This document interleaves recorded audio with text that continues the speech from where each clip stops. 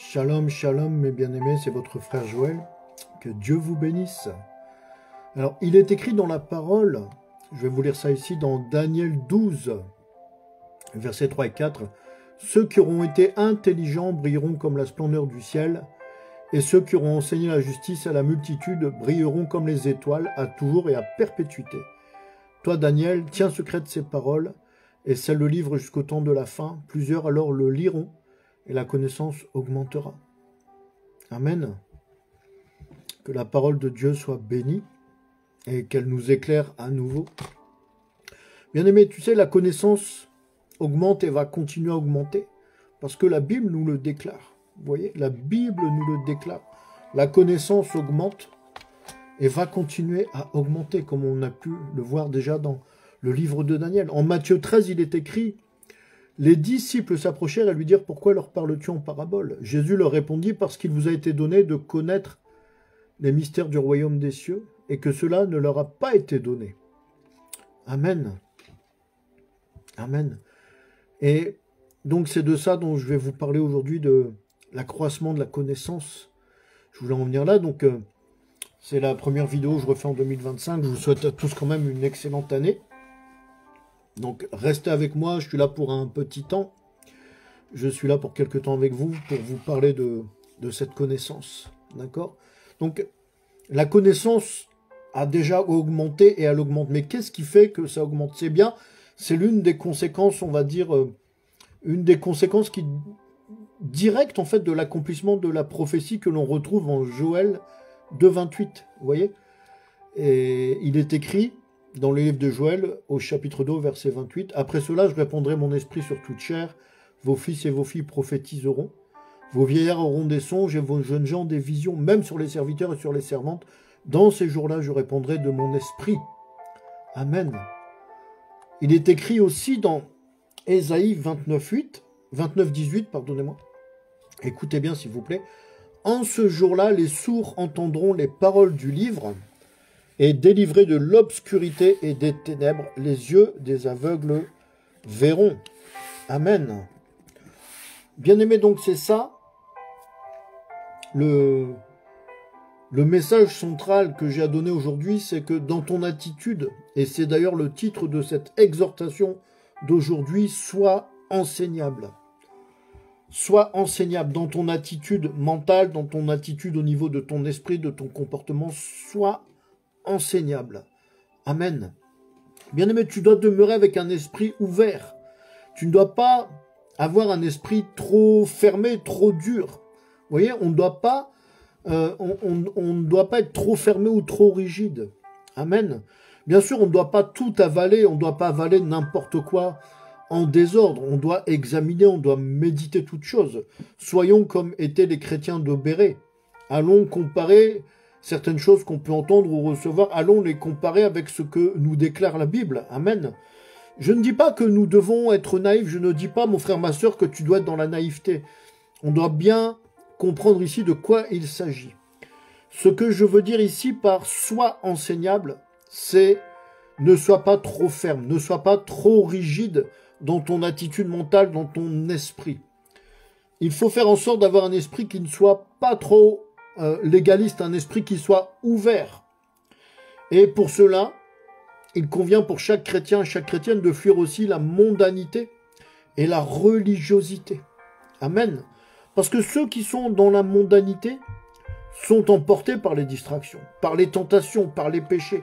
Et celles et ceux qui sont dans la religiosité, en fait, eh bien, ils suivent des rituels, ils suivent des traditions qui, somme toute, ne sont qu'un nouveau carcan. Là où le Seigneur est venu nous racheter à grand prix, au prix de son sang précieux, là il est venu nous délivrer, eh bien on va se remettre, en entrant dans la religiosité, on va se remettre sous un nouveau joug, sous un nouveau carcan. Alors que le Seigneur Jésus était allé à la croix pour que nous soyons délivrés de toutes choses, y compris des religions. Amen. En Ésaïe 29,11, je lis ici la parole de Dieu, il est écrit « Toute la révélation est pour vous, comme les mots d'un livre cacheté, que l'on donne à un homme qui sait lire, en disant, lis donc cela, et qui répond, je ne le puis car il est cacheté. » L'homme sait lire, l'homme a de l'instruction et de l'intelligence, mais il a une instruction humaine, une intelligence humaine. C'est bien, mais ce n'est pas suffisant. L'intelligence humaine n'est pas suffisante pour comprendre le livre, pour comprendre notre Sainte Bible. Amen. Les chrétiens, on nous appelle les gens du livre. Partout dans le monde, on nous appelle les gens du livre, nous les chrétiens. Nous devons comprendre pourquoi. Le livre est cacheté pour qui? Le livre est cacheté pour les mondains, pour les religieux aussi. Pourquoi? Parce que être dans le monde ou être religieux, qu'est-ce que ça provoque? Eh bien, ça peut facilement bloquer la nouvelle naissance. Comme par exemple dans le cas de Nicodème, le grand chef religieux du temps du Seigneur Jésus-Christ. Amen. Nicodème avait peur de suivre Jésus. Pourquoi? Parce qu'il savait qu'il devrait laisser certaines choses derrière lui. Il aurait dû laisser sa position, son statut. Il savait qu'il avait une vie de famille, un train de vie à maintenir. Vous voyez? Il était attaché au bien, au statut, aux avantages que lui procurait sa position religieuse. C'était un grand chef pharisien, n'est-ce pas? Bien-aimé, à quoi est-ce que tu es le plus attaché? Là où est ton cœur, là se trouve ton trésor. À quoi est-ce que tu es le plus attaché? Si ton cœur appartient réellement au Seigneur Jésus-Christ, alors tu es enseignable. Si Jésus-Christ est ton ami, ton sauveur, ton Seigneur, pas seulement ton sauveur, mais aussi ton Seigneur, alors tu peux naître de nouveau et tu deviens enseignable. Et tu peux comprendre le livre dont nous a parlé Ésaïe 29, 11. Et pour cela, bien aimé, il nous faut renoncer. Il faut nous détacher, il faut nous laisser briser. Mon frère, ma sœur, laisse le Seigneur te briser. Laisse le Seigneur te dépouiller. Accepte cela dans ton cœur. C'est ainsi que l'on doit renaître en se laissant briser, en se laissant dépouiller. Accepte cela dans ton cœur au nom de Jésus. Renonce aux séductions, renonce aux vaines passions. Fuis les artifices de ce monde et tu seras alors enseignable par le Maître. Nous devons tourner le dos au monde, cela est indispensable. Et c'est ainsi que le Saint-Esprit peut enseigner toutes choses. Amen. C'est ainsi que le Saint-Esprit du Dieu vivant que nous prions viendra t'aider dans le développement de ton propre esprit, dans le développement de ta connaissance. C'est là où il va t'aider réellement à être enseignable. Bien-aimé, est-ce que tu sais que ton esprit peut se développer et il doit se développer? Notre esprit est comme un muscle. Il faut l'entraîner, il faut le travailler pour le faire croître. Amen. Si tu entraînes ton esprit, si tu t'habitues à faire travailler ton esprit, il va grandir. Et ta connaissance, en parallèle, en même temps, ta connaissance va augmenter. Si l'esprit augmente, si on fait travailler l'esprit, si on exerce notre esprit, la connaissance augmente en même temps. Amen. Répète avec moi, Seigneur Jésus, aide-moi à croître en esprit. Amen. Seigneur Jésus, aide-moi à croître en esprit. Vous voyez? Et les autres disciples aussi vont t'aider à comprendre. Il est écrit, aimez-vous les uns les autres. Vous avez besoin les uns des autres. Toi, peut-être que dans le corps du Christ, tu as un pied. Toi, peut-être que tu es une oreille. Toi, peut-être que tu es la main. Mais tous ensemble, nous sommes le corps de Christ. Et la tête du corps, c'est le Seigneur Jésus-Christ lui-même. Amen. Mon frère, ma sœur, pour que tu sois enseignable, il faut permettre à Dieu de régner en toi par son Saint-Esprit. Considère ceci. Celui qui a le Saint-Esprit est comme le vent. Nul ne sait d'où il vient, nul ne sait où il va, car c'est l'Esprit de Dieu qui le conduit.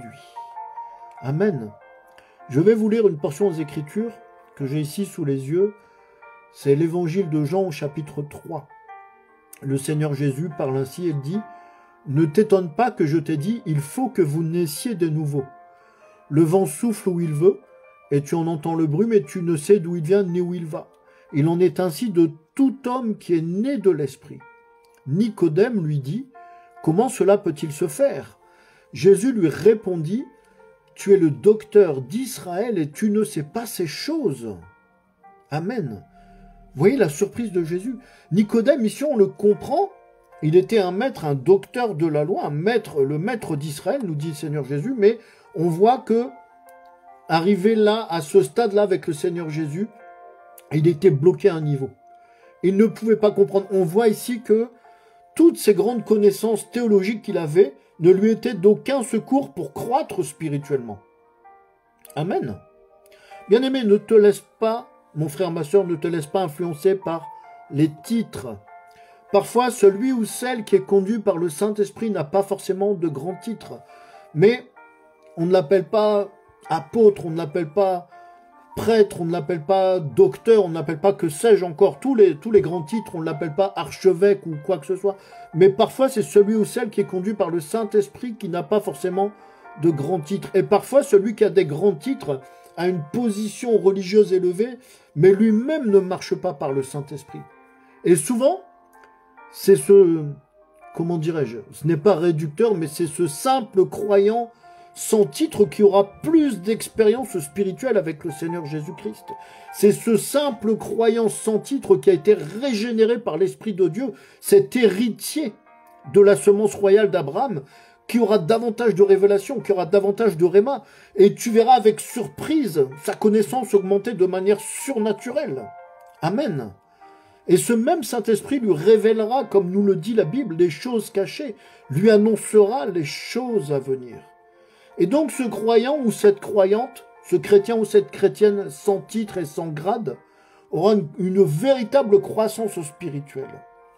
Amen. Et vous pouvez voir des gens ainsi qui entrent, qui acceptent pleinement le Seigneur Jésus-Christ dans leur cœur, qui le reconnaissent aussi en tant que Seigneur et qui suivent réellement le Seigneur Jésus. Vous pouvez voir des gens qui sont ainsi sans grade, sans titre, mais qui ont un niveau spirituel infiniment plus élevé, qui ont un niveau de connaissance infiniment plus grand, parce que cette connaissance émane de véritables expériences spirituelles passées et vécues avec le Seigneur Jésus. Donne-moi un amen bien là-bas, s'il te plaît. Donne-moi un amen correct à ce que je dis. Tu verras que quelqu'un qui se fait baptiser, tu vas le voir croître rapidement. Parce qu'il a réellement pris les choses en main, parce qu'il ne regarde pas derrière lui. Il avance avec le Seigneur Jésus-Christ. Il prie, il lit sa Bible, il jeûne, il prie, il lit sa Bible, il jeûne. Et tu vas le voir peut-être commencer à prophétiser. Tu vas le voir peut-être commencer à imposer les mains aux malades et guérir les malades, en obéissant ainsi à la grande commission du Seigneur Jésus-Christ. Amen. Donne-moi un amen là-bas où tu es, s'il te plaît. Reste avec moi. Je vais vous lire ici Jean 16, les versets 12 à 14. Jean 16, les versets 12 à 14. Il est écrit dans la parole de Dieu, « J'ai encore beaucoup de choses à vous dire. » Donc ici, c'est le Seigneur Jésus-Christ qui parle. « J'ai encore beaucoup de choses à vous dire, mais vous ne pouvez pas les porter maintenant. Quand le Consolateur sera venu, l'Esprit de vérité, il vous conduira dans toute la vérité, car il ne parlera pas de lui-même, mais il dira tout ce qu'il aura entendu, et il vous annoncera les choses à venir. Il me glorifiera parce qu'il prendra de ce qui est à moi, et vous l'annoncera. Amen. Amen, amen. Voilà pourquoi je dis ici à celui ou à celle qui arrive peut-être en Christ, qui peut-être commence à être attiré, bien-aimé, cherche le Saint-Esprit avant toute chose. Cherche le Saint-Esprit avant toute chose. Voilà pourquoi je dis cherche le Saint-Esprit, parce que tu seras beaucoup plus enseignable. Vous savez, beaucoup de personnes peuvent aller passer par les eaux du baptême, se faire baptiser, et puis en fait, ils ne vont prendre qu'un simple bain dans la rivière ou un simple bain dans le baptistère. Non, cherche le Saint-Esprit. Jean le Baptiste avait dit, puisque lui faisait le baptême de la répandance, il a dit « Celui qui vient derrière moi est plus grand et plus puissant que moi. Moi, je vous baptise d'eau, mais lui vous baptisera de feu et du Saint-Esprit. » Amen.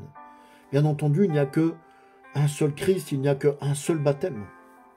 Amen. Amen.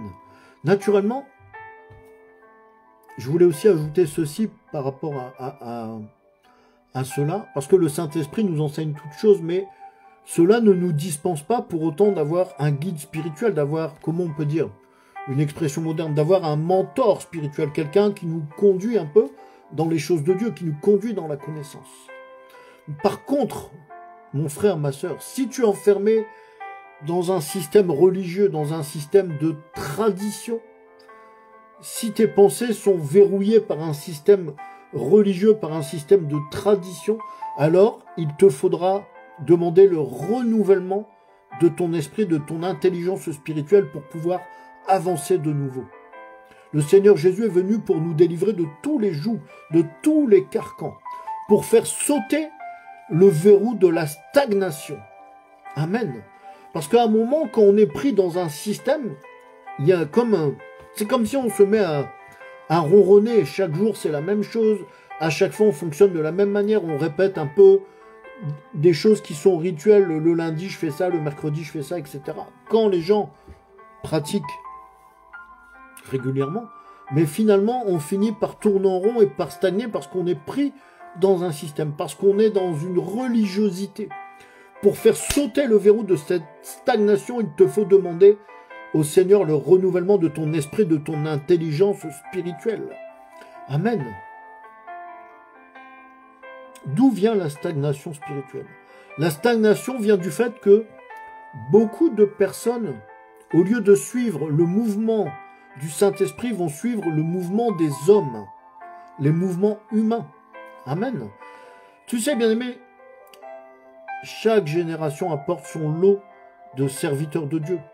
Chaque génération apporte son lot de prophètes, de curés, de prêtres, de pasteurs, d'évêques, de bishops et ainsi de suite, ainsi de suite. Mais tu dois savoir aussi que chaque saison de ta vie en tant que chrétien, en tant que chrétienne, en tant qu'enfant de Dieu, chaque saison de ta vie doit t'apporter son lot de révélation et son lot de connaissances. Amen. Est-ce que tu sais dans quelle saison tu te trouves? Est-ce que tu sais, bien-aimé, dans quelle saison le Seigneur veut te faire entrer? Dans quelle saison de ta vie humaine, mais aussi de ta vie spirituelle? Dans quelle saison le Seigneur t'appelle? C'est une question très importante. Chaque saison de ta vie, chaque nouvelle saison doit t'apporter de nouvelles connaissances, de nouvelles révélations, une croissance spirituelle. Amen. Pourquoi je dis de nouvelles connaissances? En fait, ce ne sont pas des connaissances qui sont inventées. Elles existent depuis fort longtemps parce que ce sont des connaissances qui ont été créées par Dieu lui-même, mais ce sont des connaissances auxquelles Dieu va te donner accès dans ta nouvelle saison. Dans la nouvelle saison, tu dois demander à Dieu, Seigneur, aide-moi à entrer dans la nouvelle saison de ma croissance spirituelle. Au nom de Jésus-Christ. Amen. Qui peut se vanter, bien-aimé, de connaître la Bible entièrement?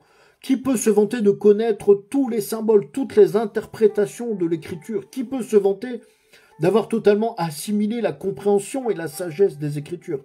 Personne. Pas moi en tout cas. Nous sommes tous des étudiants, nous sommes tous à l'école du Dieu très haut. Amen. Qui dit étudiant dit apprendre. Qui dit étudiant dit avancer, progresser. C'est comme à l'école, on commence au primaire, ensuite on va au collège, ensuite on va au lycée, ensuite à l'université. Nous devons chercher à acquérir de nouvelles connaissances, de véritables connaissances des choses du royaume de Dieu. Amen. Il est écrit dans la Bible qu'on ne peut pas tout connaître. Nul ne peut tout connaître. Et l'apôtre Jean lui-même a dit que tout ce que Jésus leur a enseigné durant les 40 jours après le 3e jour, c'est-à-dire après la crucifixion et après qu'il ne soit sorti donc victorieux du tombeau, l'apôtre Jean nous dit que tout ce que Jésus leur a enseigné jusqu'à l'ascension, en fin de compte, était une somme colossale d'enseignements et de connaissances. Il a fait aussi de nombreux miracles. Et il témoigne de cela. On peut trouver ce témoignage de Jean dans l'évangile de Jean au chapitre 21. Je vais vous lire ça ici, les versets 24 et 25. Jean 21, 24, 25. C'est ce disciple qui rend témoignage de ces choses et qui les a écrites. Et nous savons que son témoignage est vrai. Jésus a fait encore beaucoup d'autres choses. Si on les écrivait en détail, je ne pense pas que le monde même pût contenir les livres qu'on écrirait. Amen. Avons-nous toutes ces connaissances? Avons-nous une idée de la somme de connaissances dont Jean nous parle ici?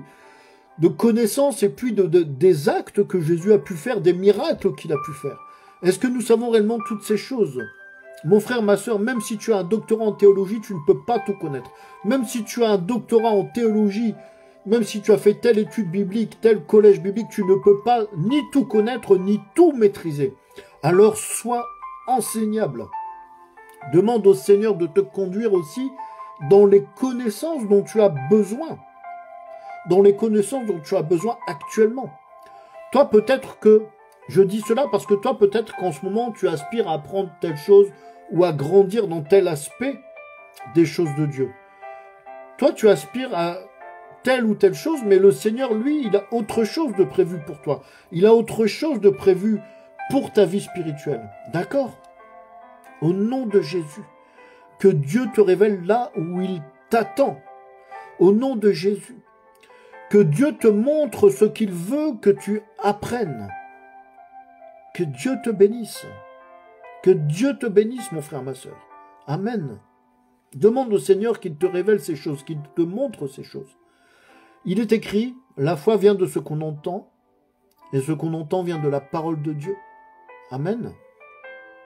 Amen. Où trouve-t-on la parole de Dieu? Dans la Bible, n'est-ce pas? On trouve la parole de Dieu dans la Bible. Mais on trouve aussi la parole de Dieu dans ce qu'on peut recevoir du Seigneur, bien entendu, par la révélation, par les visitations, par toutes ces choses. Mais ce que le Seigneur Jésus enseignait aux disciples tel que c'est décrit en Jean 21-25 que j'ai lu précédemment. Alors, où trouve-t-on ces informations? Où trouve-t-on ces connaissances? Où se trouvent-elles? Puisque Jean, ici, l'apôtre Jean, nous fait clairement savoir qu'il y a eu beaucoup d'autres choses que le Seigneur a fait, beaucoup d'autres choses que le Seigneur Jésus a enseigné à ses 12 apôtres. Comment accède-t-on à ces connaissances? Comment est-ce qu'on peut réussir à, ne serait-ce qu'attraper quelques-unes de ces connaissances supplémentaires? Où est-ce qu'on trouve ces informations? Écoutons encore bien la parole, s'il vous plaît. Je vais vous lire ici encore Jean 16, Évangile de Jean au chapitre 16. Je vais lire les versets 7 à 9 et après 12 à 14. Je lis la parole de Dieu au nom de Jésus-Christ. Je commence Jean 16 au verset 7. Cependant, je vous dis la vérité. Il vous est avantageux que je m'en aille, car si je ne m'en vais pas, le Consolateur ne viendra pas vers vous. Mais si je m'en vais, je vous l'enverrai. Et quand il sera venu, il convaincra le monde en ce qui concerne le péché, la justice et le jugement. En ce qui concerne le péché, parce qu'il ne croit pas en moi. Amen. Quand on avance encore un peu, on voit qu'au verset 12, 13 et 14, il est écrit ceci. Le Seigneur Jésus, donc, au verset 12, déclare ceci à ses disciples, à ses apôtres.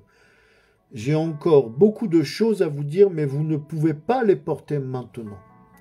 Quand le Consolateur sera venu, l'Esprit de vérité, il vous conduira dans toute la vérité, car il ne parlera pas de lui-même, mais il dira tout ce qu'il aura entendu et il vous annoncera les choses à venir. Il me glorifiera, parce qu'il prendra de ce qui est à moi et vous l'annoncera. » Amen. Quel verset merveilleux. Jean 16, ça c'est 12 à 14. Amen. C'est merveilleux. Aussi je te le dis, mon frère, je te le dis, ma sœur, marche avec les yeux de ton cœur. Marche avec l'intelligence spirituelle du Saint-Esprit. Avec le discernement du Saint-Esprit. Amen. Ne nous fions pas trop à nos déductions, à notre intelligence humaine. Un chrétien, une chrétienne est une personne spirituelle. Une personne qui est spirituelle, qui a été régénérée, doit vivre et marcher par l'Esprit. Amen. Ainsi, par rapport au message du jour, sois enseignable. C'est ça mon message, c'est sois enseignable. Ainsi, tu ne dois pas rejeter telle ou telle chose sous prétexte qu'on t'a dit c'est comme ceci et comme cela, mais surtout pas comme ça. Amen. Nous devons parfois avoir ce discernement de se dire, mais si vraiment telle connaissance est combattue avec autant de hargne ou avec autant d'intensité, c'est que peut-être il y a quelque chose derrière. Amen. Je vais vous donner un exemple un peu ici pour illustrer mon propos. Par exemple, certains serviteurs de Dieu enseignent que le Seigneur Jésus-Christ ne guérit plus de nos jours et que c'est fini, que le temps des miracles est passé. Mais cela est faux. Cela est faux. Moi-même qui te parle, le Seigneur Jésus m'a guéri de problèmes de santé sérieux. J'ai été guéri d'un problème de dos qui était insoluble. Vous voyez, j'ai été guéri de problèmes articulaires. J'ai été guéri de beaucoup de choses par le Seigneur Jésus. Et j'ai été aussi délivré de beaucoup de choses qui étaient pour moi devenues comme une forme d'esclavage. Je fais allusion ici, par exemple, au tabac, puisque avant de recevoir le Seigneur Jésus, j'étais accro au tabac. J'ai tout essayé pendant des années pour être débarrassé de la cigarette. Tout ce qui était possible de faire, j'ai essayé. Ça n'a jamais marché. Il a suffi que le Seigneur Jésus-Christ entre en scène, que quelqu'un prie pour moi. Jésus est arrivé, du jour au lendemain, j'ai arrêté le tabac, alors que j'étais un gros fumeur, alors que ça faisait des années que j'avais tout essayé, les patchs à la nicotine, les chewing-gums, j'étais prêt même à aller faire de l'acupuncture, vous voyez. C'est un témoignage que je donne parfois quand même, parce que cela est vraiment bénissant, c'est un témoignage qui est bénissant. Bien-aimé, le Seigneur Jésus-Christ guérit toujours. Le Seigneur Jésus ne change pas. Le Seigneur Jésus-Christ est le même, hier, aujourd'hui et éternellement. Amen. Donc vous voyez, ici c'est un exemple. Certains serviteurs de Dieu vont dire que non, la guérison divine c'est fini. D'autres vont dire que les prophéties sont terminées, etc. Bien-aimé, Dieu a opéré en moi d'une manière surnaturelle. Et en quelques minutes, j'ai été débarrassé de beaucoup de choses. En quelques minutes, mon dos a été guéri. Pourquoi? Parce que ça faisait des mois, par exemple, que j'avais un problème de genou aussi. Je ne pouvais plus rien faire. Je mettais 10 à 15 minutes à sortir de mon lit. L'homme de Dieu est venu, il a prié. Le Seigneur Jésus est entré en scène. Le lendemain, je me levais de mon lit tout à fait normalement, sans aucune douleur au niveau des vertèbres lombaires. Et mes genoux refonctionnaient, enfin surtout un de mes genoux refonctionnait normalement. J'ai même pu reprendre le sport que j'avais dû arrêter. Et vous voyez, suite à cela, j'ai repris une activité sportive, etc. Et en 6 mois, j'ai perdu 10 kilos. C'est miraculeux. Gloire à Dieu. Merci Seigneur Jésus. Alléluia. Gloire à Dieu. Amen. Vous savez, certaines personnes, par intérêt, moi j'étais de ceux-là, hein, vous savez, j'avais tourné le dos au Seigneur Jésus depuis des années maintenant, parce que j'avais été déçu. Je n'arrivais plus à croire parce qu'on m'avait, en fait, comme on le dit familièrement, on m'avait bourré le crâne avec des choses dont je suis en train de vous parler. On me disait que ça c'est fini, le Seigneur Jésus ne guérit plus, etc. Et puis, il y avait beaucoup de problèmes dans les églises quand j'étais plus jeune. Beaucoup de choses commençaient à émerger par le biais des médias et ainsi de suite, n'est-ce pas? Vous voyez? Donc je disais que par intérêt, certaines personnes peuvent enseigner partiellement certaines choses et garder pour elles d'autres choses.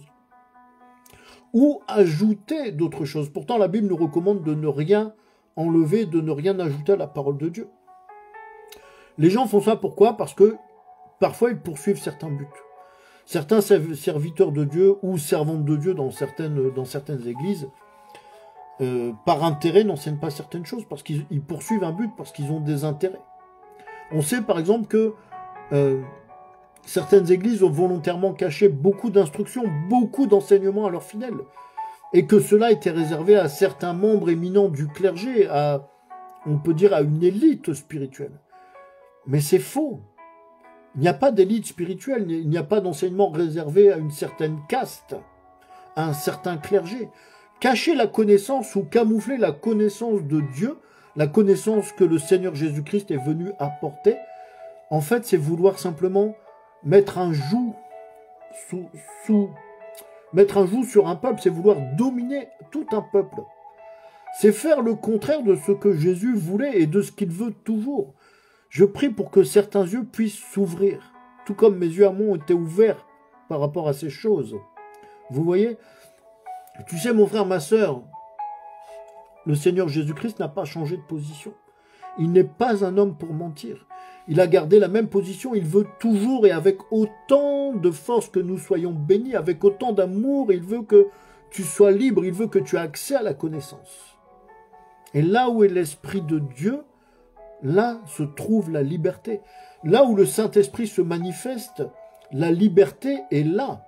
Mais alors comment se fait-il que tant de chrétiens stagnent et n'arrivent pas à avancer? Qu'est-ce qui se passe? Vous voyez, ce sont des questions à se poser. Pourquoi dans certains domaines de la marche chrétienne, on va dire de la spiritualité du chrétien, pourquoi est-ce que tant de chrétiens et tant de chrétiennes restent bloqués à un même stade? Ils sont toujours un peu comme prisonniers de certaines choses, prisonniers de traditions, de rituels, ou de légalisme. Ça peut être le légalisme aussi quelque chose qui bloque. Parce que les gens, parfois, n'osent pas sortir de leur zone de confort. Écoute-moi bien. Spirituellement aussi, tu dois sortir de ta zone de confort. Nous ne sommes plus sous la loi, nous sommes sous la grâce. Par pitié. De grâce, mes frères et sœurs. Ne tombez pas dans le piège du légalisme. J'en parle abondamment dans une autre prédication que j'ai fait. Vous pouvez voir ça sur la chaîne, là, la chaîne YouTube, Mission Chrétienne Porte de Vie. Je parle du légalisme. Si jamais vous n'avez pas trop idée de quoi il s'agit, allez écouter cela. J'explique cela avec davantage de détails que je ne vais le faire aujourd'hui. Vous voyez? Donc certains sont comme prisonniers de certaines choses, comme ça, comme du légalisme, de la religiosité, des rituels, et aussi de certaines incrédulités concernant certaines choses, parce que parfois, il y a des doctrines limitatives qui sont enseignées, des doctrines qui vont limiter la puissance de Dieu, la puissance de l'action du Saint-Esprit. Fais sauter les verrous, bien-aimés. Libère-toi de ces peurs, libère-toi de ces carcans de doctrines de démons. Laisse le Saint-Esprit te rafraîchir. Laisse le Seigneur Jésus renouveler ton intelligence spirituelle et passe à un autre niveau. Monte. Fais monter ton esprit. Fais monter ta puissance. Fais monter ta foi, bien-aimé. C'est ça que le Seigneur Jésus veut que tu fasses. Amen. Regardez. Vous voyez, beaucoup de personnes sont comme ça, ils sont un peu bloqués, ils sont un peu prisonniers. C'est pas partout, hein, attention. Hein. Je ne suis pas en train de faire une généralité, mais beaucoup sont bloqués. Je parle ici d'un grand nombre de personnes, vous voyez, d'une tendance qui est répandue dans certaines nations. Par exemple, regardez ce que l'Église était devenue dans plusieurs pays, en Occident, en Europe, par ici. C'est un lent déclin qui dure depuis plusieurs décennies déjà, oui. Dans beaucoup d'églises, mes bien-aimés. Ici même, dans la ville où je suis, je te parle, dans la ville où je suis actuellement, ici à Boulogne-sur-Mer, par exemple, je constate ça. Toutes les églises traditionnelles, les églises catholiques et ainsi de suite, eh bien, j'y vois de moins en moins de mariages. Je vois de moins en moins de messes, de moins en moins de cultes. De moins en moins de jeunes vont dans les églises ici de ma ville. Et bien sûr, je suis comme tout un chacun, je me déplace à droite, à gauche, je constate la même chose un peu partout en France. Vous voyez, les églises ne servent plus que, malheureusement, pour que quelques personnes âgées, pour quelques enterrements, et puis de temps en temps, un mariage. Et c'est un petit peu partout comme ça, c'est un déclin qui a commencé il y a quelque temps. Frères et sœurs, est-ce que vous voyez en cela que, quelque part, la mort a pris la place de la vie? Là où est le Seigneur Jésus-Christ, là où le Saint-Esprit du Seigneur Jésus se manifeste, là est la vie, là est la liberté. Qu'est-ce qui s'est passé? La mort a pris la place de la vie. Pourquoi? L'Église en Europe et bien sûr l'Église en France avait surtout un rôle, on va dire, donc vous pouvez remplacer mes mots par d'autres mots si ce que je vous dis vous semble incorrect. Vous savez, on ne connaît pas tout. C'est quelque chose que j'ai, au fur et à mesure des années, quelque chose que j'ai perçu. Mais l'Église était en quelque sorte, entre guillemets, n'est-ce pas, comme un régulateur social. C'était un peu le rôle qui était dévolu à l'Église. On va dire, c'est peut-être ces 150 dernières années, je ne sais pas. On peut dire qu'elle a été utilisée de manière complémentaire à l'école, à l'enseignement, pour produire non pas des bons chrétiens, mais surtout des bons citoyens. Vous voyez? À cause de quoi? Eh bien parce que l'Église, je parle ici pour la France, l'Église et l'État, avant, étaient une seule entité. L'Église et l'État avaient, on va dire, fusionné. Mais bon, tout le monde le sait, il y a eu la fameuse loi de 1905, plus précisément la loi du 9 décembre 1905, qui a séparé l'Église de l'État. Ça faisait longtemps que cette loi-là était dans les cartons. On peut dire que ça faisait longtemps que ça mijotait. Et bien sûr, à cette date, eh bien, cette loi est entrée en vigueur. Et de ce fait, là je parle clairement de l'Église catholique, de ce fait, l'Église catholique en France a commencé doucement à péricliter. Vous voyez? Pourquoi? Parce qu'au cours des siècles, eh bien, il y a des choses qui se sont faites progressivement. À force de vouloir servir les intérêts des dirigeants politiques, des dirigeants religieux, qui souvent c'était un peu les mêmes quelque part, à force d'être un outil essentiel. Pourquoi je dis que c'était les mêmes? Parce que l'État influençait l'Église, l'Église influençait l'État. Oui, c'était bonnet blanc et blanc bonnet. Donc à force d'être un outil qui était devenu essentiel dans la fabrique de citoyens socialement performants, socialement intégrés, corrects et tout, et professionnellement aussi, eh bien cette Église, elle s'est peu à peu vidée de sa substance. Pourquoi? Parce qu'elle a été détournée de sa mission première. Sauf, bien entendu, comme je le disais, pour quelques élites religieuses. Ça, ce sont les choses que moi je pense. Je n'impose pas mon point de vue, je vous partage un point de vue qui est le mien. Je ne dis pas que c'est la vérité absolue, mais c'est un peu comme ça que j'ai vu les choses, vous voyez.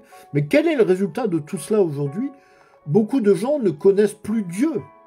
Ici en Europe, et notamment en France, bon là, on est en France, beaucoup de gens ne connaissent plus Dieu. Beaucoup de gens, je m'en rends compte au cours de mes pérégrinations, beaucoup de gens n'ont même jamais ouvert une Bible. Parfois, je parle à des gens, ils ne savent même plus qui est Jésus, ils ne savent même plus combien il y avait d'apôtres. Vous savez, des choses basiques, des choses fondamentales. Et l'athéisme ne s'est jamais si bien porté. Et l'occultisme, ainsi que toutes sortes de choses ésotériques, on le vend en poupe. Autant dire que beaucoup de choses diaboliques, on le vend en poupe dans notre vieille Europe. Pourquoi? Parce que, comme la Bible le déclare, ce qui n'est pas de Dieu est du diable, tout simplement. Amen, amen. L'une des raisons, c'est que l'homme du peuple n'avait pas ou peu accès finalement à la connaissance. Vous voyez? Il n'avait peu ou pas accès à la connaissance des choses de Dieu, à la science du royaume de Dieu, parce que c'était réservé aux membres du clergé essentiellement. Donc on va dire, en fait, pour nuancer, je vais nuancer un petit peu mon propos, on va dire qu'ils avaient moins accès à la véritable connaissance. La vraie connaissance, bien aimé, ça amène à un autre niveau. Un chrétien, une chrétienne doit devenir réellement une personne spirituelle. La Bible déclare que nous sommes le corps mystique de Christ. Répète après moi, nous les chrétiens, nous sommes le corps mystique de Christ. C'est que nous devons développer et élever notre esprit. On doit développer, tu dois développer ton esprit. Tu dois élever ton esprit. Tu dois avoir conscience que un chrétien, une chrétienne est une personne spirituelle et non pas charnelle. C'est pas seulement, vous savez, réciter des prières toutes faites ou ingurgiter un petit sermon tous les 6 mois. Ce n'est rien. Ce n'est pas ça être chrétien. La Bible te dit, priez en tout temps et faites toutes sortes de prières par l'Esprit. Amen. L'Esprit. L'Esprit, le Saint-Esprit, l'Esprit. Beaucoup sont religieux et suivent des traditions qui finissent par les étouffer. Ce que je dis est une simple vérité. Trop de traditions religieuses, ça finit par étouffer l'élévation de l'esprit, l'élévation spirituelle. Amen. Combien de... Il y a beaucoup de chrétiens encore, mais combien sont des chrétiens spirituels? Combien parmi tous les chrétiens qu'il y a dans cette nation, combien cherchent la profondeur spirituelle? Combien cherchent d'avoir une véritable relation avec le Seigneur Jésus? Combien peuvent dire, chaque jour je mets les genoux au sol, chaque jour je m'enferme dans mon lieu secret, chaque jour je prie avec le Seigneur Jésus, et chaque semaine je vais dans mon église locale, je vais dans mon assemblée, je vais dans mon groupe de prière, peu importe. Combien en réalité sur l'ensemble? Combien cherchent la profondeur? Peut-être qu'en m'écoutant, tu es un peu sceptique. Peut-être que ce que je suis en train de dire, ça bouscule un peu ta routine, ça dérange un petit peu ta pensée. Ce n'est pas grave, je suis en train de t'aider simplement. S'il te plaît, si tu es dérangé un peu, écoute cette portion du livre des Éphésiens. Du livre des Éphésiens. Saint Paul enseigner ceci en étant divinement inspiré. Je vais lire la lettre aux Éphésiens, le chapitre 3, les versets 16 à 20. 4 versets. Éphésiens, chapitre 3, les versets 16 à 20. Je lis la parole de Dieu au nom de Jésus-Christ. Écoutez bien, s'il vous plaît. Afin qu'il vous donne, selon la richesse de sa gloire, d'être puissamment fortifié par son esprit dans l'homme intérieur, en sorte que Christ habite dans vos cœurs par la foi, afin qu'étant enraciné et fondé dans l'amour, vous puissiez comprendre avec tous les saints quelle est la largeur, la longueur, la profondeur et la hauteur, et connaître l'amour de Christ, qui surpasse toute connaissance, en sorte que vous soyez remplis jusqu'à toute la plénitude de Dieu. Or, à celui qui peut faire, par la puissance qui agit en nous, infiniment au-delà de tout ce que nous demandons ou pensons. Amen, amen, amen. Tu es un homme esprit, mon frère. Tu es une femme esprit, ma sœur. En tant que tel, tu comprends alors ici que spirituellement en Christ, tout est possible. Spirituellement en Christ, tout est possible. Vous voyez, l'amour de Christ surpasse toute connaissance.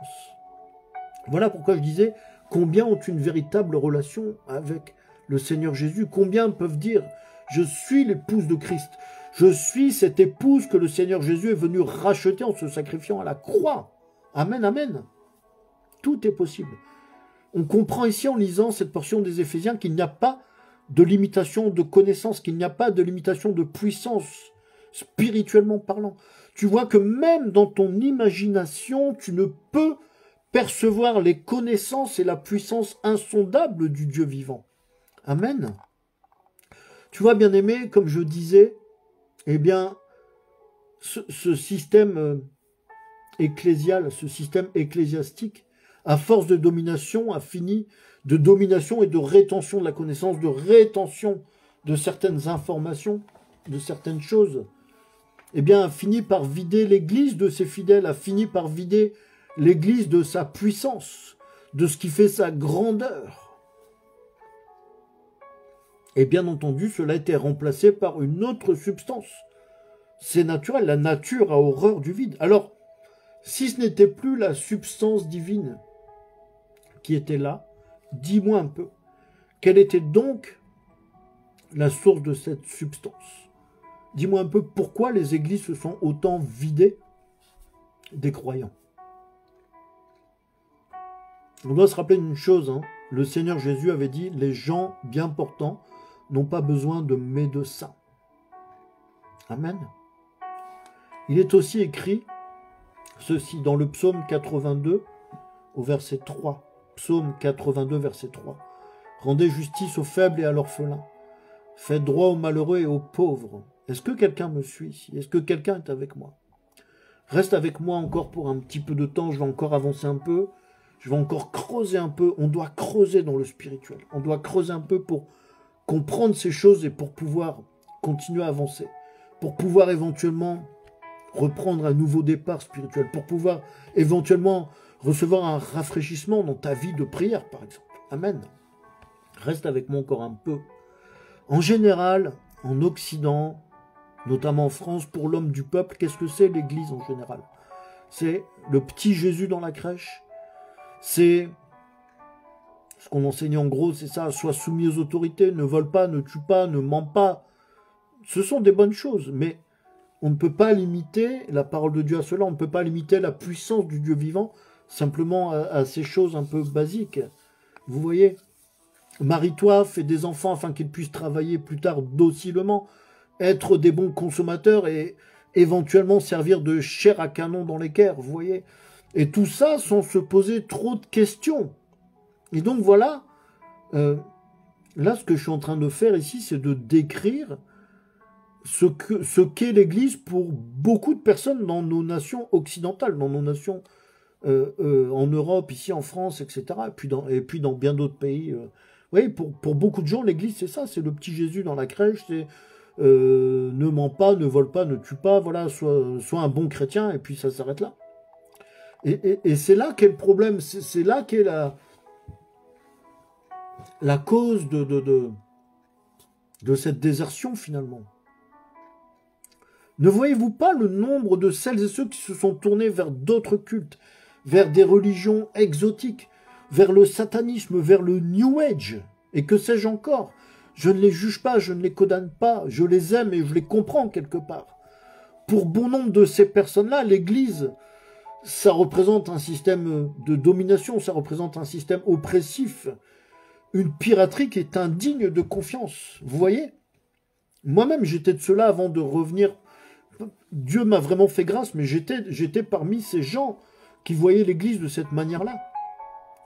Pour moi, c'est un système oppressif, c'est un système qui servait à faire, voilà, à faire de l'argent et ainsi de suite, et puis à maintenir une forme de cohésion et de stabilité sociale, ce qui est une bonne chose en soi, évidemment. Mais c'est tellement plus que ça, l'Église. La vie chrétienne, c'est tellement autre chose que simplement ça. On peut aller tellement plus haut, tellement plus loin en Christ. Vous voyez? L'Église en France, elle est davantage perçue par certaines personnes, par bon nombre de personnes. L'Église en France est davantage perçue comme une Église sociale et politique que spirituelle. Et c'est là où le bas blesse, finalement. Le rôle de l'Église n'est pas de... Oui, bien sûr que ça doit contribuer à former, par exemple, un bon citoyen, mais ça doit surtout contribuer à former un vrai chrétien. C'est ça, le rôle premier de l'Église, c'est de former des vrais chrétiens, des chrétiens spirituels, des chrétiens qui sont solides, des chrétiens qui ont une foi inébranlable, des chrétiens qui peuvent vaincre les obstacles, vaincre les difficultés de la vie. Et le problème, c'est que cette confusion des genres qu'il y a eu, le diable est rusé, cette confusion des gens qu'il y a eu, eh bien, fait que beaucoup se servent de l'Église aussi pour s'acheter une espèce de conscience morale, pour se donner une espèce de... se draper dans une espèce de dignité. Être de bonne moralité, c'est une bonne chose, mais ce n'est pas seulement ça que le Seigneur attend de nous. La moralité ne fait pas... être de bonne moralité, c'est très bien, mais ça ne fait pas de toi une bonne chrétienne ou un bon chrétien. Beaucoup de païens ont une meilleure moralité même que certains chrétiens d'ailleurs. Vous voyez? Combien de bandits semblent avoir une bonne moralité? Vous voyez qu'on monte un peu dans les hautes sphères sociales. Sont de véritables bandits, ce qu'on appelle des... Comment dirais-je? Ce qu'on appelle les bandits en col blanc, là. Vous voyez? Combien sont apparemment de bonne moralité, mais ce sont les pires bandits qui existent. Vous voyez? En 1 Samuel 16,7, il est écrit ceci. 1 Samuel 16,7. Et l'Éternel dit à Samuel, « Ne prends point garde à son apparence et à la hauteur de sa taille, car je l'ai rejeté. L'Éternel ne considère pas ce que l'homme considère. L'homme regarde à ce qui frappe les yeux, mais l'Éternel regarde au cœur. » Amen. Amen. Bien sûr, prenez de la hauteur, s'il vous plaît. L'Église servait à ça. L'Église, ça servait à contribuer efficacement à produire des bons citoyens dociles, des citoyens qui étaient manipulables. Finalement, le plan du diable avait très bien fonctionné et continue de bien fonctionner de nos jours. Mais aujourd'hui, le constat est flagrant. Aujourd'hui, cette Église-là a chuté, qu'on le veuille ou non. Et le Seigneur Jésus-Christ, depuis un certain temps, a engendré des nouvelles choses. De puissants réveils sont en train de voir le jour et ça commence et ça va s'amplifier, ça va continuer. On va avoir de plus en plus de puissants réveils qui vont voir le jour par-ci et par-là. Amen. La parole de Dieu doit s'accomplir. C'est pour ça que je dis ça. Jésus l'a dit, je suis venu racheter mon épouse. Racheter son épouse, c'est tout un peuple. Mais comment peut faire le Seigneur Jésus alors avec tout un peuple qui est non enseignable? Parce que, étant détourné de l'Église, parce que étant dans la religiosité, parce qu'étant trop légaliste, comment faire avec tout un peuple non enseignable? Non enseignable parce que conscient aussi du système dominateur, parce que conscient que parfois l'Église est devenue une piraterie. Qu'est devenue l'Église? Il y a beaucoup de gens, il ne faut même pas leur parler de l'Église. Il y a beaucoup de gens, il ne faut même pas leur parler même des chrétiens. On ne peut pas venir parler à certains chrétiens de la guérison divine, d'être libéré, d'être délivré. On ne peut pas leur parler de choses spirituelles, de prophéties. Ce sont des gens, comme dit l'apôtre Paul, qui sont restés simplement au lait spirituel. Notre Père qui est aux cieux, alléluia, amen, et c'est fini. Non. Mais ça, c'est merveilleux. C'est une prière extraordinaire. Elle est merveilleuse, mais il y a infiniment plus que ça. Infiniment plus que ça. Il y a des gens, n'allez pas leur parler, des frères et sœurs chrétiens, peu importe l'église, peu importe la branche à laquelle ils appartiennent, n'allez pas leur parler d'être libérés des traditions et des religions. Parce que pour beaucoup, c'est quelque chose qui est totalement inaudible. C'est quelque chose qu'ils ne peuvent pas entendre. La vraie question, c'est pourquoi? Pourquoi est-ce qu'ils ne peuvent pas entendre cela? Parce que, finalement, l'instrument, l'organe qui est en charge, l'église donc, l'organe qui est en charge, l'instrument qui est en charge de donner la connaissance et la vraie spiritualité chrétienne aux populations, en réalité, leur a, la plupart du temps, enseigné une religion et des traditions, justement. C'est-à-dire que c'est allé dans le sens opposé à ce que voulait le Seigneur Jésus-Christ. Imaginez un instant. Voilà ce qui a produit une partie du déclin du christianisme en Europe, mais aussi en France. Ce sont toutes ces choses. Les dirigeants des nations, vous voyez, il faut prendre un peu du recul. Hein. Je ne suis pas en train de fustiger l'Église, je ne cible personne. Hein. Prenons un peu de recul. Que voulaient les dirigeants politiques des nations? Que veulent-ils encore aujourd'hui? Par exemple, au Conseil européen, vous voyez? Qu'est-ce qu'ils veulent vraiment? À l'époque, au moment de la séparation de l'Église et de l'État, ils voulaient des bons travailleurs, mais qui soient aussi des bons citoyens. Donc l'Église, c'était l'instrument parfait pour jouer ce rôle de régulation sociale. C'était, bon, allez, tu bosses la semaine et le dimanche, tu vas à l'Église, ne te pose pas trop de questions et tout va bien. Et le peuple était content. Aujourd'hui, c'est pire. Les dirigeants ne veulent que des bons consommateurs. Des bons consommateurs de toutes choses, une nourriture appauvrie, des médicaments, du multimédia, des musiques bizarres, les choses de la mode, des dépravations toujours. Du moment qu'on consomme aujourd'hui, ils sont contents. Donc peu importe, du moment qu'on va continuer à enrichir les plus riches, tout va bien. Tout va bien, mes bien-aimés. Pourquoi? Parce que l'homme charnel, quand il a un toit, quand il a de la nourriture, une famille, eh bien voilà, ça suffit, tout va bien. J'ai pas besoin de Dieu. Est-ce que ce Dieu-là existe même? Est-ce qu'il y a même un seul Dieu qui existe quelque part? Moi, j'ai mon argent, hein. J'achète ce que je veux. J'ai 250 chaînes de télévision pour m'amuser. À quoi Dieu va me servir? Vous voyez, c'est ça aujourd'hui, c'est plus ça. Donc, voilà le type de remarques qui, quand elles sont généralisées, quand elles se généralisent, quand ça ne fait qu'enfler, que grossir à l'échelle d'une nation, ça prouve que le diable a bien fait son boulot et que l'Église n'a pas fait le sien, ou ne le fait plus, ou ne le fait que à moitié. D'accord? D'ailleurs, comment est-ce qu'elle pourrait le faire correctement quand, parfois, c'est le diable lui-même qui est rentré dans l'Église? Vous voyez, parce qu'on doit bien comprendre ces choses, c'est important. Quand la majorité d'une population, comme c'est le cas un peu partout en Europe, tient ce type de discours, c'est qu'il y a eu un échec, c'est que l'Église a échoué à sa mission. L'Église a failli, d'accord, mais à cause de quoi? À cause de toutes ces choses, religiosité, légalisme exacerbé, tout ça, c'est un esprit, tout ça, c'est une influence qui est créée et qui est, comment dirais-je, entretenue, dirigée, gérée par le diable, pour tenir les croyants à l'écart des vraies choses, à l'écart de la vraie liberté, à l'écart des véritables connaissances, mais aussi, disons-le, parfois aussi à cause des convoitises charnelles de certains, comment dirais-je, de certains leaders spirituels. Et cela, quel que soit le type d'église, quelle que soit la branche du christianisme, hein, je ne suis pas ici pour cibler quelqu'un en particulier, il y a aussi de bonnes choses aussi un peu partout. Mais il y a aussi trop de mauvaises choses qu'on peut voir de droite et de gauche. Vous voyez, beaucoup sont là et se disent « Oh, si je fais le séminaire ou si je suis la pastorale, j'aurai une bonne situation. » Ou « Ah, si on a des belles cathédrales, ça va attirer du monde, vous voyez, et ainsi de suite. » Des choses qui sont... des choses que l'homme regarde, en fait. Pas ce que Dieu regarde. Ou ah, on va avoir de plus en plus d'équipements somptueux. Tout ça, c'est de la poudre aux yeux. Mon frère, ma soeur, tu veux vraiment connaître Dieu, va sur la montagne t'isoler pour prier Dieu. Va dans une église qui ne paye pas de mine, où les croyants, même s'ils ne sont que quelques-uns, ils ont le feu de Dieu à l'intérieur d'eux-mêmes. Ils brûlent pour le Seigneur Jésus. C'est là où tu vas trouver la vraie chose. Il y en a qui sont là, qui se disent, ah, si je prêche avec des grands mots savants, avec un langage théologique, avec vraiment une manière de prêcher où je vais montrer que je connais, que je suis un érudit, on va m'admirer, on va m'aimer. Tout ça, ce ne sont pas des bonnes motivations. Parce que Jésus t'aime déjà de toute façon. Tu n'as pas besoin de rechercher la popularité. Jésus t'aime déjà. À cause du fait aussi que bon nombre d'églises sont là sous la coupe d'un seul leader religieux. Un seul grand leader religieux. Trop d'églises sous la seule domination d'une seule personne, d'un grand pasteur, d'un grand bishop, d'un grand évêque, et que sais-je encore, d'un grand apôtre, on voit toutes sortes de choses, d'un grand prophète. Mais dans tous ces endroits-là, je pose une question qui est ici essentielle.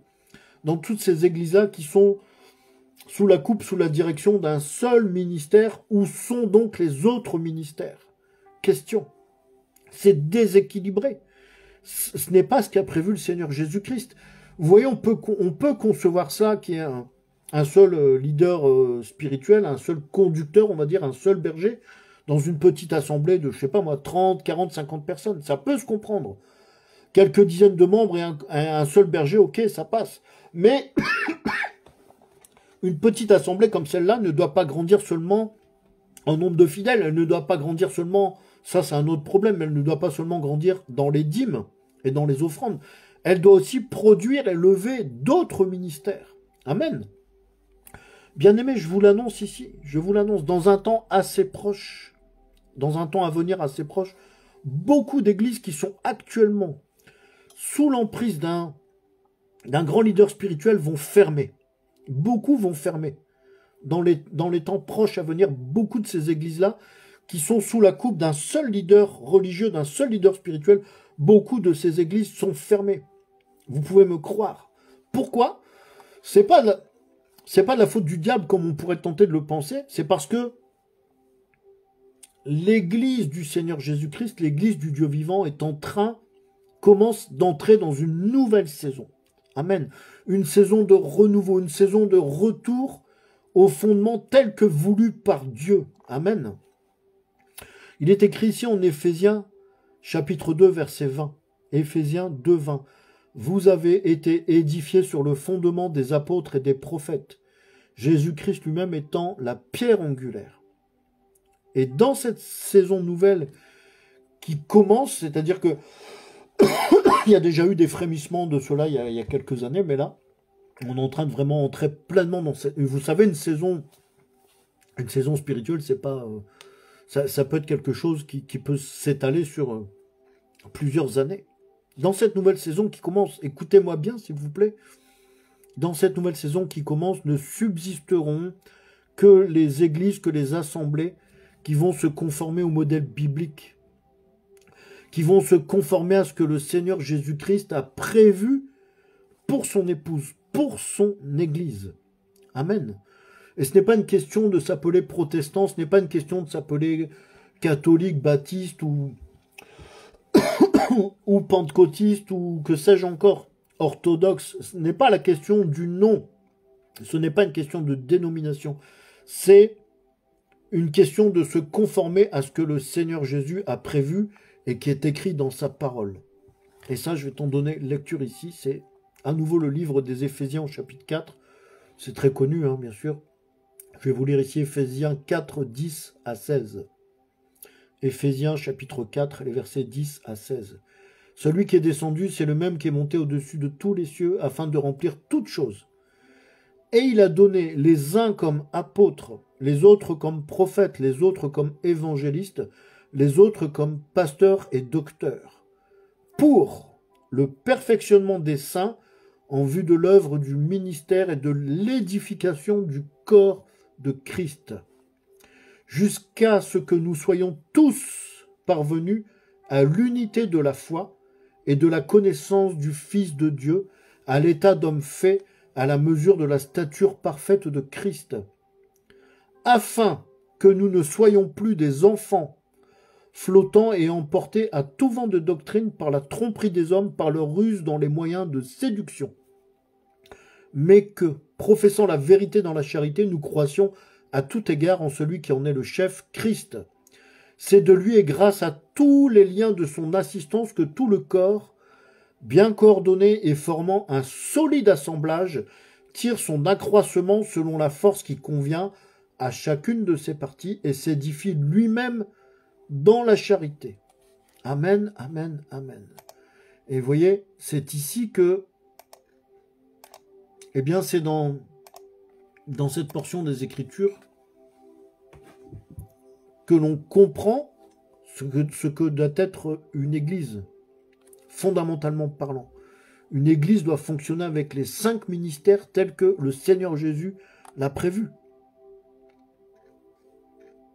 L'église doit comporter des apôtres, ministère, donc apostolique, ministère pastoral, ministère d'évangéliste, etc.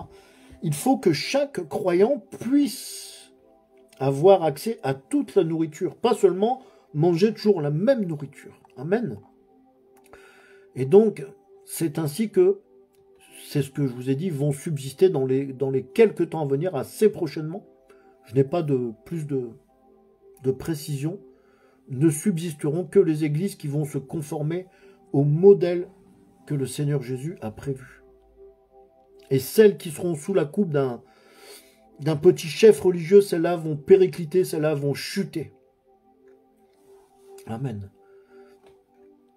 Toi qui domines durement, là je m'adresse vraiment peut-être à ces leaders religieux qui sont durs, toi qui domines durement sur le troupeau que Dieu t'a donné en partage, repens-toi au nom de Jésus-Christ. Repens-toi parce qu'il reste peu de temps. Et tu dois relâcher ce qui doit être relâché et que tu as toujours retenu jusqu'à maintenant. Que Dieu t'éclaire et te bénisse au nom de Jésus-Christ. Amen. Amen. Que quelqu'un soit béni par ces paroles. Alors j'en étais où avant tout ça? Ah oui.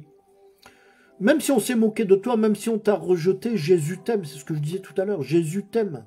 Tu n'as pas besoin de chercher à plaire. Même si tu n'as pas fait d'études, même si tu es pauvre, Jésus t'aime. Et s'il t'aime, ça veut dire qu'il va t'élever. Le Seigneur Jésus, c'est lui qui rend digne, c'est lui qui rend capable, c'est lui qui élève les hommes et les femmes, bien entendu. Et remarquez bien souvent que quand les épreuves frappent malgré tout, les hommes pensent à se tourner vers Dieu seulement quand les épreuves frappent. C'est quand la maladie frappe, c'est quand le chômage frappe, c'est quand la mort commence à arriver que les gens se tournent vers le Seigneur Jésus. Mais souvent, parfois, c'est un peu trop tard.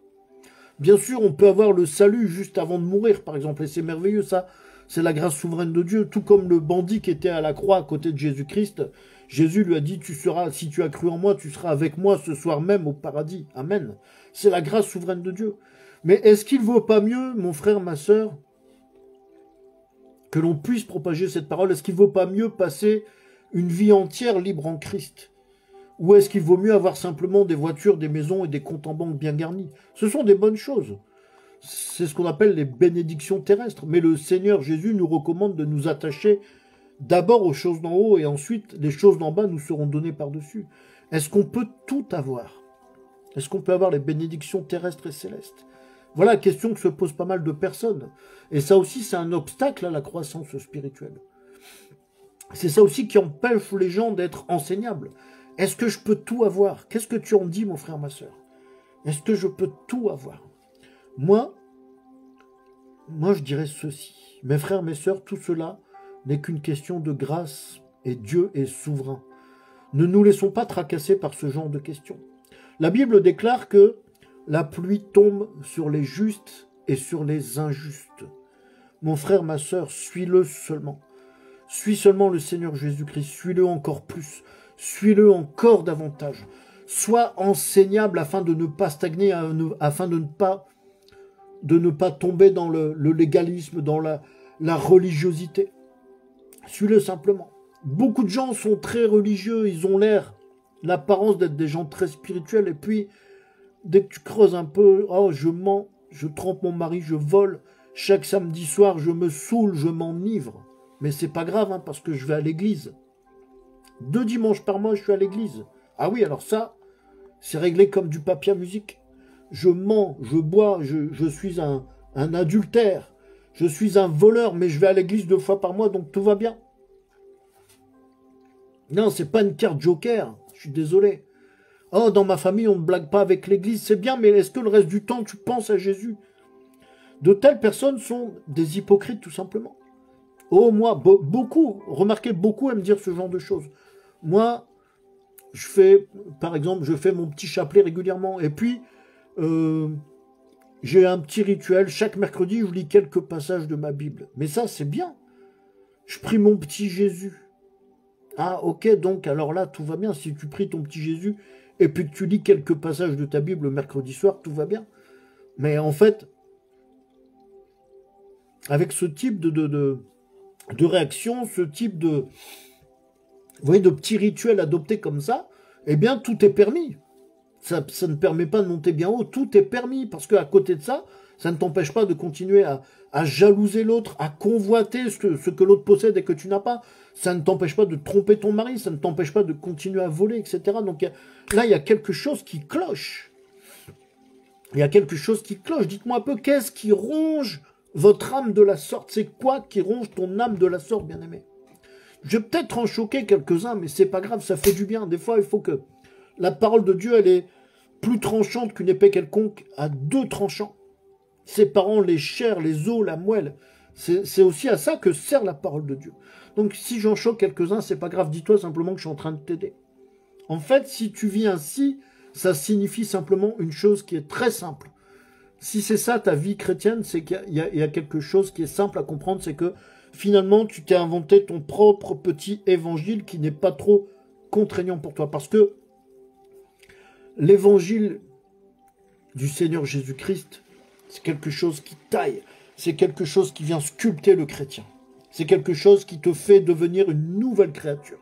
Donc tu t'es inventé alors un petit évangile qui n'est pas trop contraignant pour toi, qui te demande pas trop d'efforts, qui te demande pas de sortir trop de ta position. Ça te permet de rester comme tu es tranquillement, tu es dans ton petit coin, tu vois. Un petit évangile tranquille qui va pas trop te déranger, qui va pas te sortir du confort moral que tu t'es créé. Et finalement, en faisant ça, tu réduis la puissance de l'évangile. Tu réduis la majesté du Seigneur Jésus-Christ à celle d'un petit camarade de quartier, à celle d'un petit bébé dans la crèche entre l'âne et le bœuf. Pour beaucoup, c'est ça. Jésus, c'est vrai, Jésus, c'était un petit bébé lors de sa naissance, mais est-ce qu'il n'a pas grandi après? Il n'est pas resté entre l'âne et le bœuf dans la crèche, il a grandi. Il a gagné en stature, il a gagné en sagesse, il a gagné en connaissance. S'il vous plaît, cessez de prier seulement ce petit Jésus-là. D'accord? Mon frère, ma sœur, apprends à le connaître vraiment, apprends à le voir autrement. Amen. C'est vrai que ça a été un petit bébé dans la crèche, le Seigneur Jésus. Je sais que je parle à certaines personnes, mais il n'est pas que cela. Il est aussi le lion de la tribu de Juda. Il est aussi celui qui, comme on peut le lire dans le livre de l'Apocalypse au chapitre 2, va revenir paître les nations avec une verge de fer. Amen. Jésus est puissant, c'est un puissant guerrier. Cherche à le connaître mieux que ça. Est-ce que tu as une vraie relation avec lui? Sortez de ça si vous êtes des chrétiens. Sortez de ça si vous êtes des chrétiennes. Sortez sortez de ces choses qui minimisent la majesté et la puissance du Seigneur Jésus-Christ. Mon frère, ma sœur, Dieu appelle des pécheurs pour les sortir du péché, n'est-ce pas? Pour vivre une vie de sainteté, pour vivre dans la sanctification, n'est-ce pas? Donne-moi un amen bien là-bas où tu es. Donne-moi un amen correct à ce que je suis en train de déclarer ici. Dieu appelle des pécheurs pour les sortir du péché. Dieu appelle des pécheurs pour que nous puissions nous repentir, pas pour que nous soyons en train de retomber dans les mêmes péchés tout le temps. Dieu appelle ses enfants pour vivre une vie de sainteté, pour vivre une vie de sanctification, pour marcher avec le Saint-Esprit. Qu'est-ce qui s'est passé, mon frère, ma soeur? Pourquoi est-ce que tu t'es laissé endormir comme ça? Tu dois brûler pour le Seigneur Jésus-Christ. Tu dois avoir soif de mieux le connaître. Tu dois avoir faim et soif de la parole de Dieu. Tu dois avoir envie de le prier matin, midi et soir. Amen. Pas seulement le dimanche à l'église. Chaque jour chez toi. Faites en tout temps par l'Esprit toutes sortes de prières. Amen. Et non pas mourir spirituellement dans une routine de petits rituels qui sont finalement, la plupart du temps, je dis bien la plupart du temps, ces petits rituels, ils sont tous plus vides les uns que les autres. Ils sont tous dépourvus de la moindre substance, de la moindre profondeur. Pourquoi? Parce que tu es tombé dans la religiosité. Sors de la religiosité au nom de Jésus-Christ. Sois renouvelé dans ton esprit, dans ton intelligence. Ah, moi je vais là-bas chaque année. Chaque année je vais faire tel pèlerinage. Chaque année je vais là-bas à Lourdes. Vous voyez, il n'y a pas que Lourdes, hein, je cite Lourdes parce que c'est très connu par tout le monde. Ou je vais à l'église à chaque Noël et à chaque Pâques, je vais à l'église. C'est bien. C'est important la Pâques. Tous mes compliments. C'est merveilleux. Mais le reste du temps, tu vis comme un bandit. Le reste du temps, tu vis comme un vrai païen. Tout ça, ce n'est que de l'hypocrisie. Ce n'est que de l'hypocrisie. Alors que Jésus est là, sa puissance est là, il ne change pas. Sa puissance, elle est disponible. Son amour est disponible. Mais pourquoi est-ce que tant de chrétiens et tant de chrétiennes sont endormis? La Bible déclare que là où est le Saint-Esprit, là est la liberté. Alors c'est simple, suis le mouvement de l'Esprit et non pas les mouvements des hommes. Par le discernement spirituel. Pas selon ton analyse, pas selon ton intelligence humaine. Garde ce qui est bon et rejette ce qui est mauvais. Selon ce que te fait savoir le Saint-Esprit. Amen. Comprends et retiens bien ceci. Je vais donner lecture d'une parole ici. Comprends et retiens bien ceci. Jean 21, je vais lire les versets, c'est un petit peu long, 20 à 25. Jean 21, évangile de Jean, chapitre 21, les versets 20 à 25. Pierre, s'étant retourné, vit venir après eux le disciple que Jésus aimait.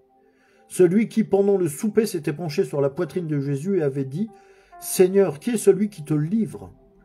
En le voyant, Pierre dit à Jésus « Et celui-ci, Seigneur, que lui arrivera-t-il » Jésus lui dit « Si tu veux qu'il demeure jusqu'à ce que je vienne, que t'importe.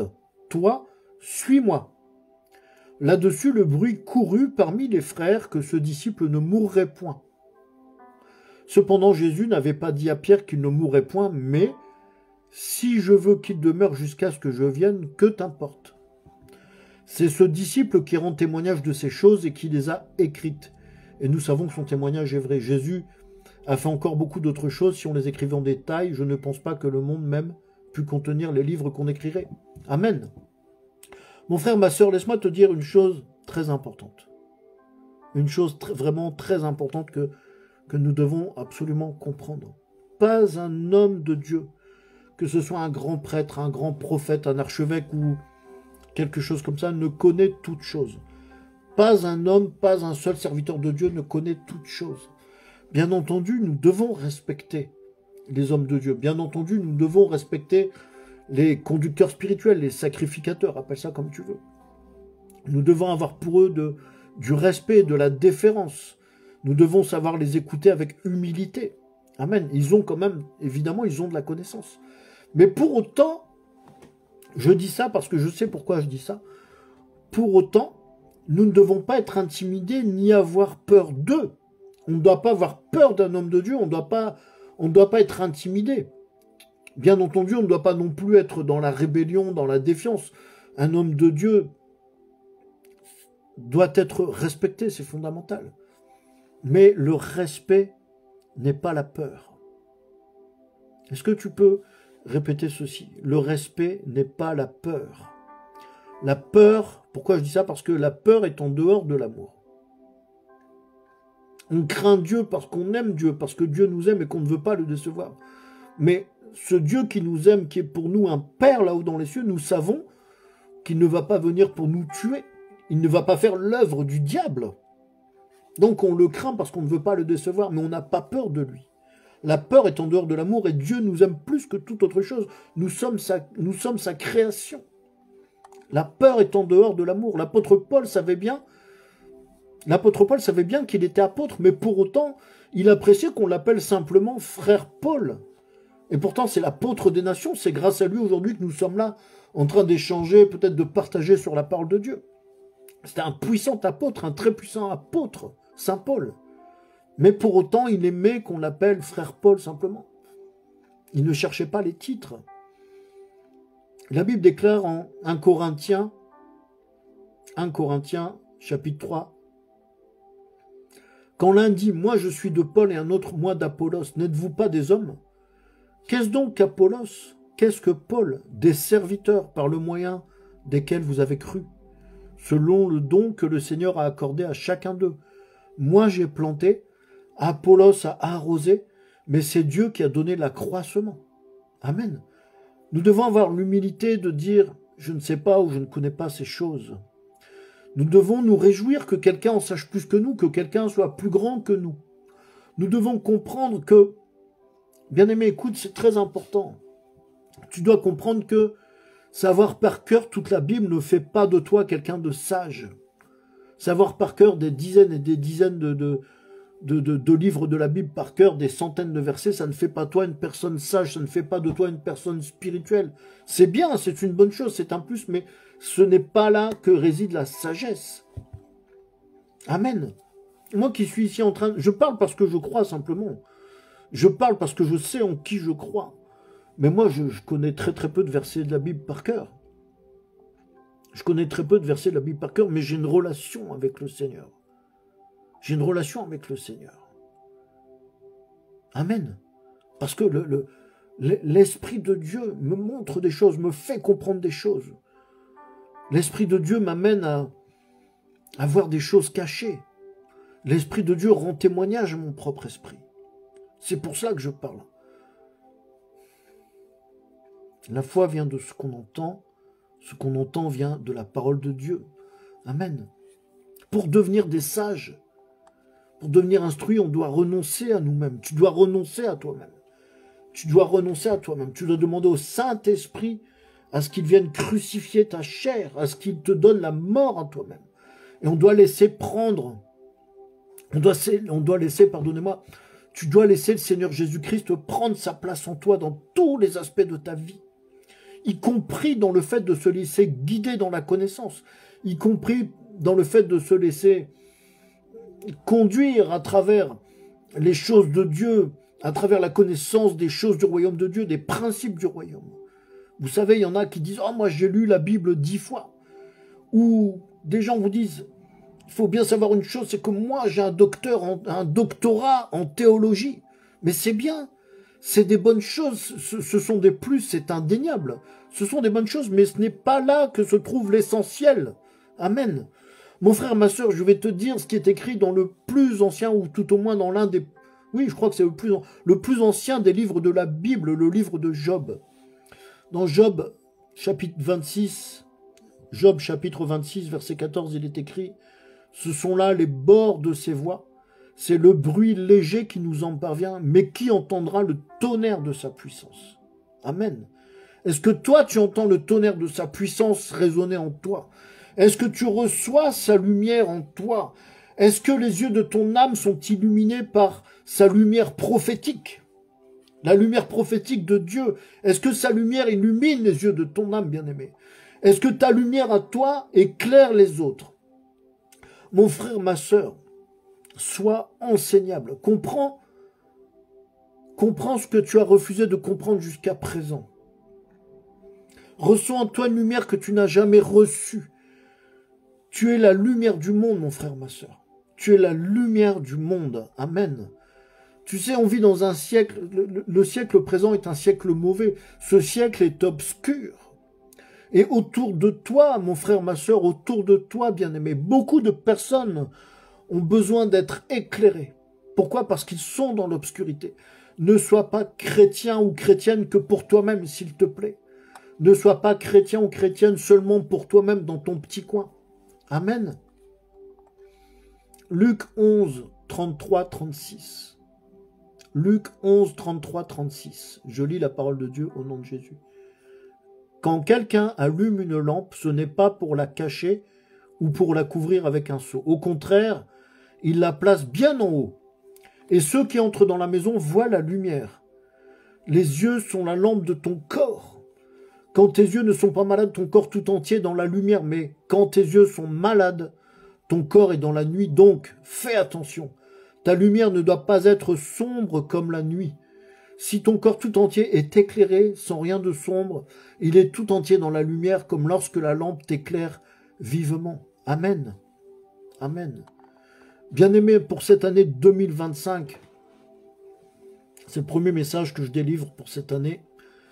Pour cette année 2025, dans mon cœur, je veux que tu sois enseignable, ou alors que tu sois plus enseignable, davantage enseignable. Dis avec moi, je suis enseignable au nom de Jésus. Répète après moi, Saint-Esprit, renouvelle mon entendement. Saint-Esprit, renouvelle mon intelligence spirituelle. Amen. Répète avec moi ceci, s'il te plaît. En 2025, au nom de Jésus, je vais grandir dans la connaissance. En 2025, j'expulse hors de moi tout esprit de blocage m'empêchant de comprendre les mystères du royaume des cieux, les merveilles du royaume des cieux. Amen. En 2025, répète après moi, en 2025, je vais avoir de nouvelles révélations au nom de Jésus. En 2025, je vais croître. Amen. Je suis en train d'arriver tout doucement. Là où nous sommes à présent, je te demande simplement de fermer les yeux quelques instants. Ferme les yeux là où tu es, tu inclines la tête. Tu laisses le Seigneur Jésus entrer en toi. Accueille le Seigneur Jésus dans ton cœur. Et si tu es conduit à le faire, si c'est ce que tu ressens dans ton cœur, donne un amen. Donne-moi un amen à ce que je vais te dire ici, à ce que je vais déclarer sur ta vie. Je te bénis, mon frère, ma sœur, au nom de Jésus-Christ. À toi qui me regarde, au nom de Jésus, je chasse tout esprit de religiosité. Je chasse tout esprit légaliste, tout esprit de blocage spirituel.